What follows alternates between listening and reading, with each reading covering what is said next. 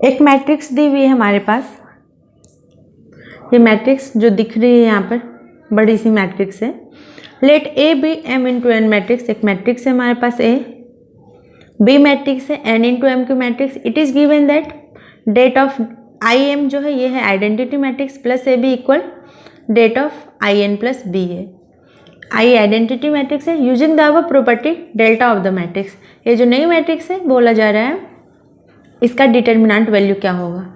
अगर मैं इस मैट्रिक्स को देखूं तो ये 4/4 की मैट्रिक्स है, 4x4 की अगर ये मैट्रिक्स है तो इसे फाइंड आउट करना थोड़ा टफ होगा। अगर मैं सारे एलिमेंट के लिए इसमें फाइंड आउट करूं, पहले 2 के लिए, फिर 1 के लिए, अगेन 1 के लिए, अगेन 1 के लिए, तो थोड़ा लंबा प्रोसेस जाएगा और ये टास्क भी थोड़ी टीडियस होगी। तो मैं सोचूंगी कि इसे थोड़ा शॉर्ट वे में, सिंपल वे में कैसे बनाया जाए।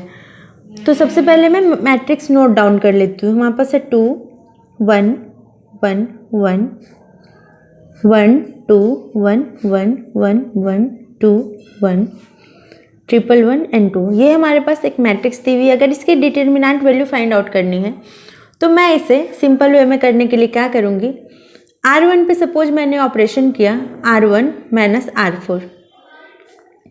अगर मैं R1 के साथ R1 माइनस R4 करती हूँ तो हमारी जो वैल्यू आती है यहाँ पर 1 आएगी, 2 माइनस 1 1, 1 माइनस 1 0, अगेन 1 माइनस 1 0 आएगी, 1 माइनस 2 माइनस 1 आएगी।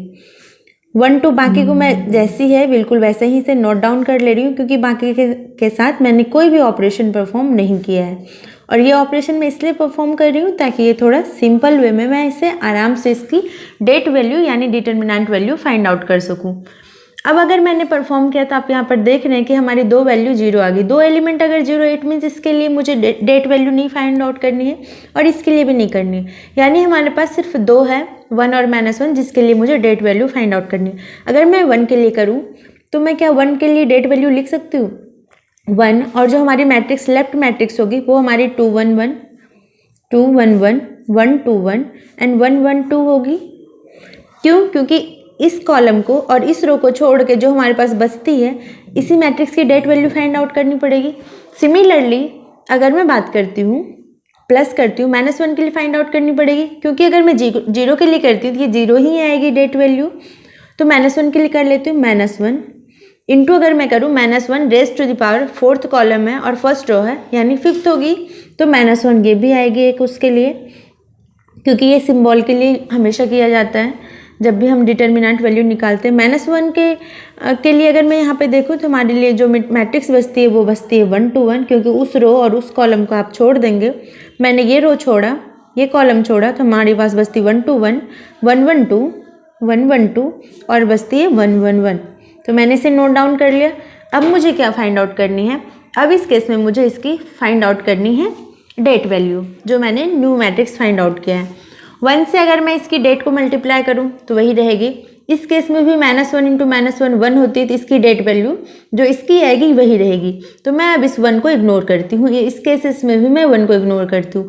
अब हमारे पास 2 मैट्रिक्स है, दोनों मैट्रिक्स का जो डेट वैल्यू आएगी उसे ऐड करनी है, वही हमारा आंसर होगा। इस केस में अगर मैं फाइंड आउट करूँ तो मैं कर सकती हूँ 2 इंटू 2 के साथ 4 -1 होगी, 4 -1। सिमिलरली -1 इंटू 2 -1 होगी, सिमिलरली 1 इंटू 1 -2 होगी।